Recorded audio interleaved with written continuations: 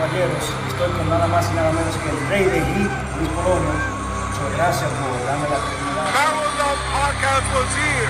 Tenemos un gran contenido con un pilar de béisbol, Domingo Leiva, segunda base de las grandes ligas de Arizona Diamondbacks. Mi hermano, ¿cómo te sientes? Tranquilo, manito, gracias a Dios. BarrelUp podcast was here. Ese es mi compañero Darryl. Bienvenido a BarrelUp Podcast. Gracias por BarrelUp podcast was here. mi hermano Willy Adame. ¿Qué es lo que, brother? ¿Qué es lo que? Dime a ver, Bro. bro. Todo bien, ¿y tú cómo tú estás? BarrelUp podcast was here. We were here. You need to be here. History was made tonight. Where were you? It's been a pleasure.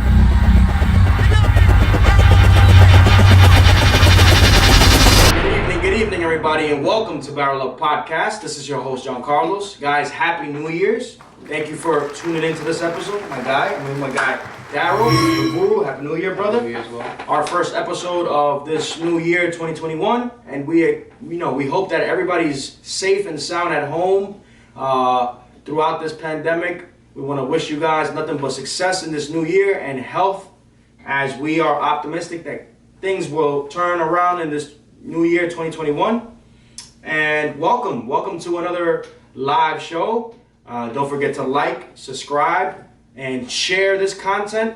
You can find us on YouTube, BarrelUp Podcast, on Instagram, BarrelUp_baseball, and on Twitter, BarrelUpBaseball/podcast, as we are interacting with all our fans throughout those platforms, and we would love to adhere to you guys, to what you guys want to hear, to the podcast that you want to listen to, the topics that you want to be talked about, and everything. We want to thank you guys again for everything. With that being said, welcome to episode 43.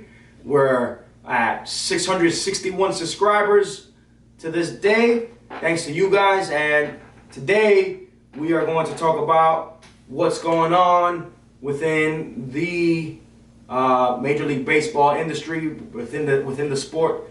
There's a lot of big news. As you guys can see, we're wearing Dodger blue and Met blue for a reason.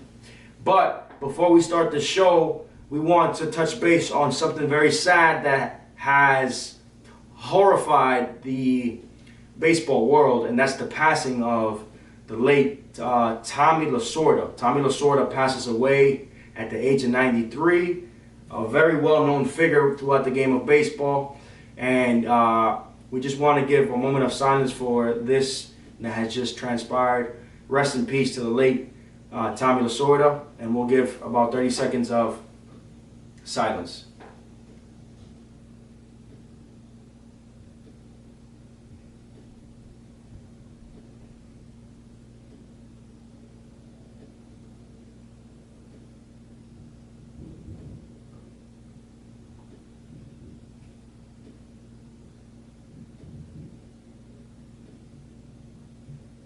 Well, like I said before, rest in peace to the late Tommy Lasorda.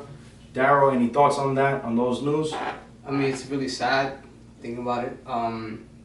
He held on to the very end. He said that he wanted to stick around to see the Dodgers doing at least one more World Series, and that he did. He's a legendary figure around the game, well respected by everyone through each level, through each era of the game. No matter what team, what player you were, you respected that guy. And he was one hell of a player, one hell of a coach, manager, and executive. Inducted into the National Baseball Hall of Fame in 1997 as a manager, led the Los Angeles Dodgers to 2 World Series titles. Again, you will be missed. Prayers to the Lasorda family. A very well-known figure throughout the game of baseball that touched a lot of lives. More than honored to not only read your story, but to know what you did and how many lives you touched throughout the game of baseball. With that being said, I today am wearing the Mets whole jacket and hat because if you don't know what's happening in New York in the baseball world, I don't know where you're at, bro. I don't know where you're at. Before I say what I'm about to say, I'm going to take the time to give myself some props because I, in episodes prior, predicted this move. And what move am I talking about? I'm talking about the biggest trade of all off seasons thus far. We're talking about the Cleveland Indians interacting with the New York Mets. A major trade went down, and we're going to break it down. We're going to break it down right now. Daryl, let's break it down, buddy. Let's go. All right, so What happened? Cleveland Indians have traded Francisco Lindor and Carlos Carrasco to the New York Mets in exchange for Andres Jimenez and Amer Rosario and 2 prospects. Wow. That right there is something that solidifies the new owner. The new owner, Stephen Cohen, hasn't come up short on his words when he says that he's going to spend big, he's going to make the moves that the team wants to see, that the fans want to see. And this is exemplifying that statement. They give away, okay? Listen to this. Listen to this. The Mets give away, as Daryl stated, 2 very, very well-known players in the recent years. Amed Rosario, the starting shortstop for the Mets, and a prominent figure this last year and the year before, right? Mm-hmm. Andres Jimenez, a very, very, very good middle infielder that the Mets had called up, who off the gates was proving himself on the baseball field. In return, they get, like Daryl stated, Francisco Lindor and Carlos Carrasco. Daryl, what does this mean for the Mets in particular, the Mets right now in this era, getting a marquee player, a blockbuster name, Francisco Lindor? I think it solidifies the team. It solidifies Steve Cohen as an owner, him keeping his word, saying that he's going to improve the team. They hired guys like Jared Porter from Arizona and guys like Zach Scott from Boston. Mm-hmm. Two GMs that, you know, have done trades like this in the past and know what it means to what they have to do to get a team good product on the field. Does Lindor fit in the Mets lineup, in the Mets roster? Absolutely. Lindor fits in anybody's lineup, anybody's roster. I believe so as well. They really had something with Amer Rosario, who showed big improvements. They had something special with Andres Jimenez, like you said. But ultimately, a franchise player, that's what they got in Francisco Lindor. So I'm making any type of trade to get that type of player on my team. Very, very good point. Daryl just stated something very, very interesting and very factual. A franchise player. A franchise player who is arguably the best shortstop in baseball. In my opinion, in my analysis, the best shortstop in baseball, okay? We've been raving about this guy in episodes prior on his play, on his maturity level, what he brings to a team, everything in a nutshell. The Mets are adding a plus arm, a plus bat, a guy that knows the fundamentals. They're adding a player that can hit in the 1 hole, in the 3 hole. It's phenomenal. It's phenomenal. The move is great. It would have been greater if players like Cano and other players like Johnny Cespedes could add to this potential outstanding lineup. But none the fact, they still have a great lineup as is. But before I get into the lineup for the Mets, I want to talk about how this trade also impacted Cleveland Indians, because they also got some guys, right? Daryl, your take on what the Cleveland Indians receive on their end of the trade. Good or bad? And I'll tell you my piece. It's not good, but it's not bad. Mm-hmm. They're kind of like in the middle. Amer Rosario has a lot of potential to be a good player. He's shown that. He's made improvements with guys like Cano, who kind of took him under the wing and kind of shown the ropes a little bit. So we have to wait and see what he turns out to be. But they did get something very special in Andres Jimenez, a guy whose baseball IQ is through the roof. A guy who could play short, who could play second, third, first, and the outfield. So they really have a super utility guy. Super utility guy with a nice stick. Exactly. I think somebody like Andres Jimenez will be the future of the game, hopefully, if he stays at this course. But either way, it's still a loss for me, because to trade away somebody like Francisco Lindor, I mean, that's a franchise player right there. So the Cleveland Indians kind of took steps, like the Boston Red Sox did. They're trying to cut payroll. Mm-hmm. But ultimately, a loss like that to any team is no matter what you get in return, it's still a loss. That's a fact. I'm going to give you, seconding to what Daryl had just said, I'm going to tell you my take on what the Cleveland Indians get in return for this trade. In my opinion, in my analysis, I believe that the Cleveland Indians get a potential middle infield right there for years to come. As we can prominently see, the Cleveland Indians are getting rid of major pieces. They got rid of Carlos Santana. They got rid of Francisco Lindor. They got rid of Trevor Bauer. They got rid of Clevenger. They got rid of Kluber. Carrasco. Is Jose Ramirez the next one to go? Don't doubt it. I think that the Cleveland Indians are on a rebuilding phase right now. Obviously, the key pieces that they had in the team, like Francisco Lindor and Carlos Santana, and Jose Ramirez were not, they weren't fitting to par. They had all-stars like Trevor Bauer. That team was stacked, and they still couldn't win a championship. So you know what? Management said, let's tear this apart, as other teams do. Yeah. You know? In baseball, you have a span. When you build a roster like the Indians did in 2015, 2016, 2017, that gives you like a 5 to 6 year span of being super competitive. And they were super competitive. They were in the playoffs. But it comes a time where you have to kind of like hit the reset button because whatever we're doing is not working. So we have to kind of draw back a little bit, reshape the team, and see what we got for going forward. Right now, their projected payroll is $34 million. The Cleveland Indians. For 2021. That is awesome. That's super low. That's lower than what Mike Trout's going to get this next season. Gerrit Cole's going to get next season. That's right. So they have money to kind of play with, to kind of add players, to kind of be competitive. But ultimately, we might see more trades in the future. Mark our words, things that are said on this channel happen. Number 2 for you.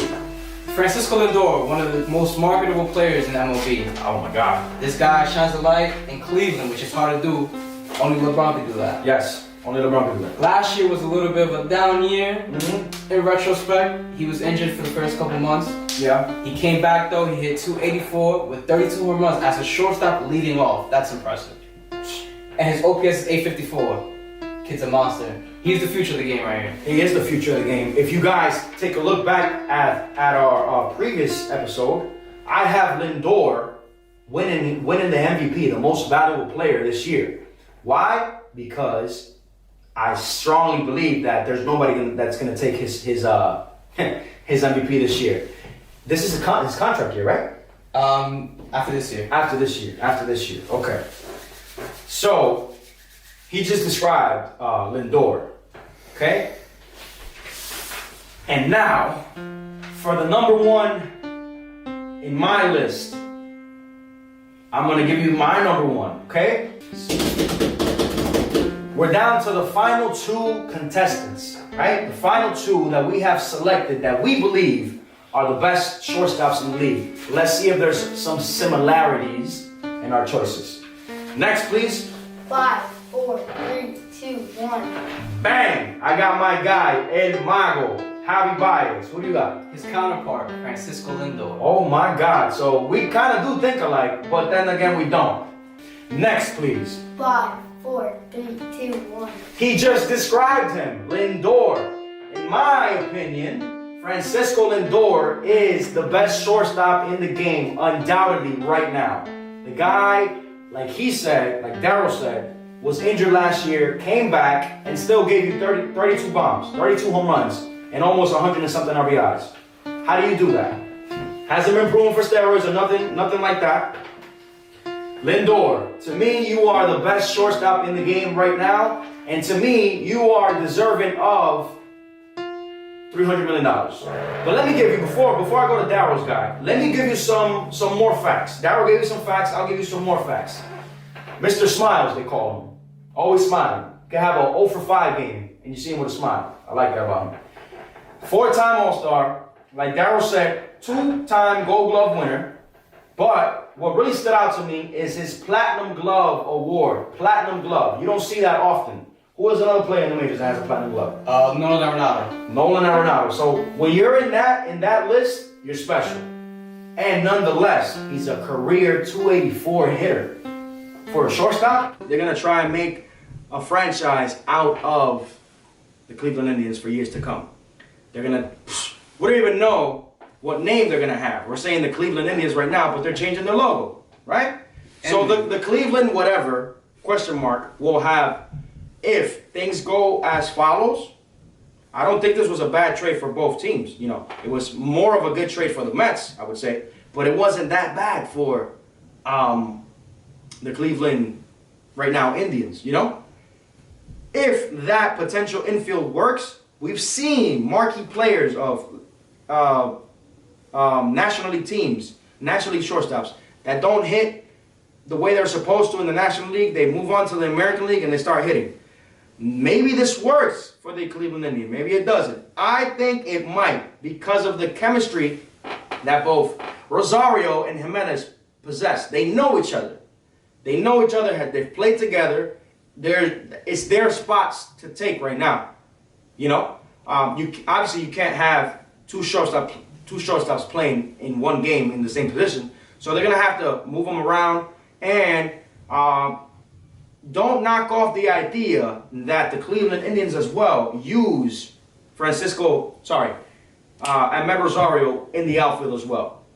I think that Jimenez is a better defender than Rosario. When it comes to a better arm, Rosario has it. So there's a lot of things that the Cleveland Indians can do. They can play with. They can, you know, move around players, etc. Now for the Mets, right? Carlos Carrasco adds a stellar rotation, you know? But before we talk about Carlos Carrasco, look at these potential lineups for the Mets, right? So this is the Bleacher Report lineup that we found online. I'm gonna give you my lineup after this. So they have Francisco Lindor hitting first, playing shortstop. Michael Conforto hitting second, playing right field. Peter Alonso playing first base, batting third. Dominic Smith, the 4-hitter. I'm questioning that, but okay. Playing left field. Jeff McNeil, second base, hitting number 5. Number 6 hitter, Brandon Nimmo, playing center field. J.D. Davis at third base, hitting 7. And James McCann hitting 8th, starting pitcher hitting 9th, right? That's a good lineup right there. That's a great lineup, but in my opinion, I think the lineup should be as follows. And you can counter me if you want. I'll have Brandon Nimmo playing center, hitting first. Jeff McNeil, number 2 hitter, playing second. Then we have Francisco Lindor, number 3 hitter, playing shortstop. Number 4 hitter, you have Peter Alonso, playing first base. Number 5, Michael Conforto, playing right field. Number 6, I would put Dominic Smith, playing left field. Number 7, J.D. Davis, playing third. Number 8 hitter, James McCann. And catching in number 9, the starting pitcher. What are your thoughts about that? Those are pretty good lineups. I think.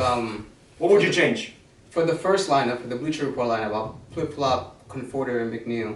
McNeil's more of a 2-hitter to me. He's a guy who can hit for average, and Conforto's more of a guy who can hit for power. So to have, McNeil on base, by the time you get to Peter Alonso, Dominic Smith, and Michael Conforto, that'll be good for the Mets. Question, Darryl. So who's taking whose contract still? Because this is a trade. This is not a signing. So does Francisco Lindor still get paid by the Cleveland Indians? No. So right now, Francisco Lindor he's in his last year of arbitration, which means that he could petition to what he feels he should be earning this upcoming season, and the Mets will have to cover that. Okay. Carlos Carrasco, on the other hand, has 3 years of control left. So right now it's set at $11 million for the next 2 seasons, and his final season will be $12 million. Perfect. Are the Mets done when it comes to offensive production, when it comes to offensive marquee players this offseason? Yes or no? I think that they still have some pieces to acquire. I wouldn't bank on J.D. Davis. I love J.D. Davis as a player, but I wouldn't bank on him to solidify the third base position for the Mets. What's your take? So Steve Cohen and Sandy Alderson, president of baseball operations, have said that there is room to add more people to the team, but they kind of don't want to surpass that $210 million tax threshold. Okay. That first threshold, where right now they're sitting at 180 to 190, depending on what happens in arbitration with the arbitration of the players. Mm-hmm. But he said that he kind of does not want to surpass that in his first season. But if the opportunity presents itself to sign a guy like George Springer or DJ LeMahieu or Trevor Bauer, they're going to jump on it. As they should. The Mets are a team that wants to win, wants to contend within the next 3 to 4 years, and I think the time is now. With the moves that they're making right now, the hints that they've given us fans, in talks like the following, talking to players like Chris Bryant, a player that the Chicago Cubs have been in trade talks for.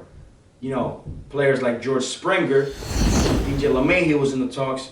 It's just looking very, very exciting for the New York Mets for the NL East Division this 2021 season, and I'm so excited I cannot wait. I think that the Mets should add another player, another third baseman. As I was speaking to Darryl before the show aired today, Darryl was speaking to me about a possible Justin Turner addition back to the Mets. He's a key player right now, relatively cheap, and that would be a great addition as well. Absolutely. Great defense, great bat in the middle of the lineup, right-handed. Mm-hmm. But ultimately, he probably wants to return to the Dodgers, so I think it's going to be kind of hard to kind of pull him away from that. Moving on to the starting five. The starting five rotation for the Mets. I have it as this: Jacob deGrom, number 1, Stroman, number 2 pitcher, Carrasco, number 3, Seth Lugo, number 4. You have the possibility of Max or Gesellman, number 5, etc. Whatever happened to Waka and to what's this guy's name from Boston? Rick Porcello, they're both free agents. I think Michael Walker already signed. Michael Walker already signed, so they're not in contending with the Mets. Okay. Yeah. What do you think about that starting five? It's pretty good. Obviously, it's going to get way better in the middle of the season when they get Noah Syndergaard back. Oh, I cannot wait. Noah So- Syndergaard on the return. That's a competitive lineup, especially in the NL, where there's a lot of competitive rotation. So, to cap this off, who won, who lost? So obviously the Mets win because they got a franchise player in Francisco Lindor. Not only that, they have the whole season to negotiate an extension. Oh my God! And it's gonna be very hard to take. In my opinion, it's gonna be very hard to take Lindor away from Cohen and the Mets. The most integral part to this deal is that the guy's in his prime. Absolutely. The guy's 27 years old, and one can argue this is amazing because they traded 2 young players. Ahmed Rosario and Jimenez, both in their 20s. Ahmed Rosario's 25. Therefore, the ages are right there. The productivity level lopsided. And not Very only good that, for the Mets. they kept all their top prospects, at least the top 5 prospects in their organization. Mm-hmm. And not only that, they got Carlos Carrasco, who's been a solidified pitcher, postseason pitcher, and regular season pitcher. And That has faced the American League. exactly. And in my opinion, I think this catapults the Mets into the big league. So they're going to contend with teams like the Yankees, the Red Sox, the Dodgers when it comes to offseason edition. You have it. There you have it. There you have it. Moving along, Darryl's going to take the majority lead on this part of the show because there's still some free agents out there looking for contracts, and there's more controversial news. But we're going to stay in New York for the controversial news. And it's going to be a player that...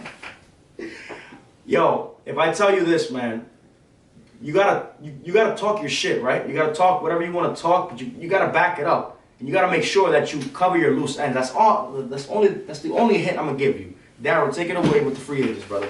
All right, so the free agent this year has been stagnant because right now the market hasn't been shaped properly, Right. due to the pandemic and stuff like that. And a lot of teams cutting payroll, but their big names still remain out there. Guys like JT Realmuto, George Springer, and DJ LeMahieu.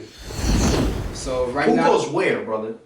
So right now, DJ LeMahieu has had extensive talks to return to the Yankees, but nothing has come of it yet. It's been reported that that the Yankees and DJ LeMahieu are about 2 to 3 years apart, $50 million apart from reaching a deal. The Yankees want to sit back and wait to see what his other offers are. Teams like the Dodgers have inquired, teams like the Blue Jays have inquired, teams like the Mets have inquired on DJ LeMahieu. It's a any man's ball game right now. Any team. Yeah, so right now I say DJ LeMahieu has mostly all the control in this deal. What is he asking for? How much is he asking for, DJ LeMahieu? So right now he's looking to get multi-year deal. I'd say around 5 years, 100 mil plus. Mm-hmm. He deserves it. He's the type of player that that can produce at that level. What are the Yankees offering? I think it was 85 for like 4, something like that. I believe so. Yeah, it was about 3 year a 3 year deal for 85. But nothing has come of it yet, and I feel like he has to control in this. He can sit back and wait. This I want this. I have other teams knocking on the door, willing to give me that. A batting champion in both leagues. DJ wants to return to New York, and the Yankees obviously would love to receive him. But at their leisure. Yeah, but we'll have to see where that goes. As far as Springer, George Springer, a key player. We've seen him in the World Series in the past couple of years. We've seen him thrive with the Houston Astros. There's been talks that the Mets are after him. Who else? The Blue Jays. So those are the 2 teams linked to him right now who have given him an offer. So it came out earlier this week that he's looking for a multi-year deal in the $175 million range. George Springer, wow. So that's a lot of money. And in this market, I don't think he's going to get it. Because right now the 2 most competitive teams that are competing for him are the Blue Jays and Mets, who are pretty tight-knit on payroll. Tighten up on payroll. What do you think he gets? A player like George Springer. I'll say he gets at least $130 million. All right, so this is what he's been offered. So the Blue Jays gave him a 5-year, $115 million offer. That's what he has on the averaging more table. than $20 million per year.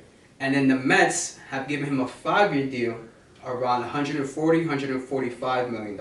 And what, I don't know what he's waiting for because he fits the Mets perfectly. So those are the 2 contracts on the table, but I feel like if he keeps budging on those contracts, that those teams are going to pull away and they're going to find other suitors. Okay. So for me, in my opinion, he should just jump on one of these 2 deals. I feel like the Mets will be the best fit. Gerrit Cole.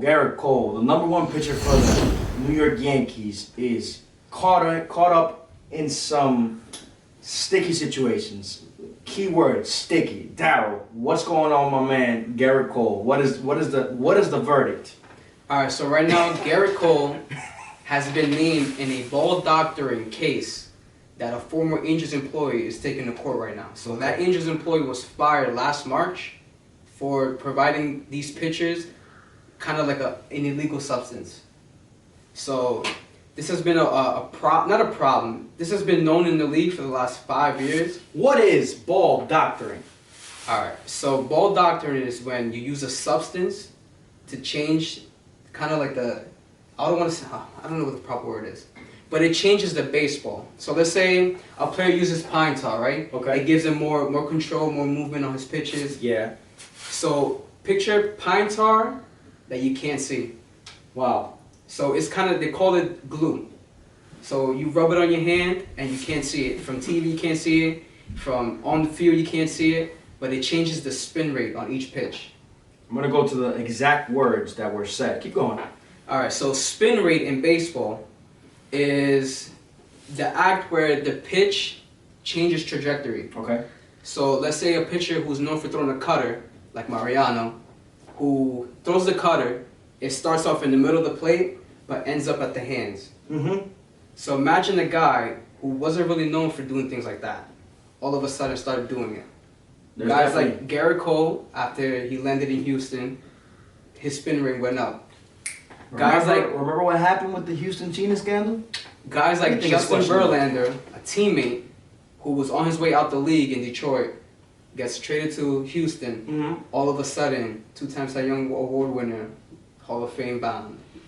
This is what exactly happened to Gerrit Cole. This is what Gerrit Cole was saying to whom? To the Angels employee. These are the exact words that Gerrit Cole said to the Angels employee incriminating himself in this scandal. Listen. Hey Bubba, it's Gerrit Cole. The text dated January 17th, 2019 reads. So this was January 17th, 2019. Hey Bubba, it's Gerrit Cole. I was wondering if you could help me out with this sticky situation. Winky face emoji. We don't see you until May. but we have some road games in April that are in cold weather places. The stuff I had last year seizes up when it gets cold. So basically, what he's saying is that to the guy that is creating this substance, which Trevor Bauer was also in this quote-unquote sticky situation. We'll talk about that in a later episode. Anyway, what Gerrit Cole is telling the guy, hey, I need you to come and fix this sticky situation because we're about to head into away games where it's cold, and when it gets cold, the sticky situation doesn't work as it should. Can you make some adjustment to it? And that's the code that there is in that text message or whatever that this Angels employee decides to take to court. For what reason? Retaliation? We don't know. What we do know is that from here on out, there will be an ongoing investigation. Yeah, so he filed a suit against the MLB for wrongful termination, and he was asked to provide evidence of players asking him for it. So guys like Gerrit Cole has asked for it. He also mentions Justin Verlander, Corey Kluber, and Adam Wainwright. Mm-hmm. What do you think about this sticky situation? Are there more players going to be involved in this? We will have to see. Not that many players have been accused of this kind of things before, but a guy like Trevor Bauer, who's been adamant against this, has outed guys from the Houston Astros pitching staff. Wow. So the whistleblower you can say is the Angels' former employee, but as well as Trevor Bauer on Twitter, because Trevor Bauer has subliminally pointed the finger at key players about their performance and their peak in the performance, but now he's going to be shot right back at him. So whatever's happening, keep it behind closed doors, because if the MLB officials find out, the whole hammer will be laid on. I don't even know if that's true, because the Houston Astros players were given a slap on the wrist. But here's the thing, though. Now Gerrit Cole's in New York, a cold weather city. Mm-hmm. Makes sense. It makes sense. He needs that. And privately, I've been having conversations with friends that Gerrit Cole's numbers, they went down this year. They did. But obviously, I'll take in consideration that it's been a reduced season, pandemic, and he still had a good season. But I want to see how he does in a 30-game stretch without the substance. You heard it here from your boy, the Guru. This is your boy, Gene. We're out of this sticky situation. We want to thank you guys for tuning into this episode. Don't forget to like, subscribe to the YouTube channel, BarrelUp Podcast. Follow us on Instagram, BarrelUp_baseball. Follow us on Twitter, BarrelUp_baseball/podcast, BarrelUp Podcast/baseball. You'll find it. And thank you. A lot of exciting news to come. The talks of BarrelUp Baseball Athletic Center is in the talks. We're working on that. Something very good to come. Guys, we want to thank you for everything. Stay safe. Until next week, we are out of here. God bless. We're out. BarrelUp Podcast was here. Tenemos un gran contenido con un pilar de béisbol, Domingo Leiva, segunda base de las grandes ligas de Arizona Diamondbacks. Mi hermano, ¿cómo te sientes? Tranquilo, manito, gracias a Dios, ¿sabes? BarrelUp Podcast was here. Ese es mi compañero Darryl. Bienvenido a BarrelUp Podcast. Gracias por... BarrelUp Podcast was here. Mi hermano Willy Adames. ¿Qué lo que, brother? ¿Qué lo que? Dime a ver, Siempre, bro. Todo bien, ¿y tú cómo tú estás? BarrelUp Podcast was here. We were here. You need to be here. History was made tonight.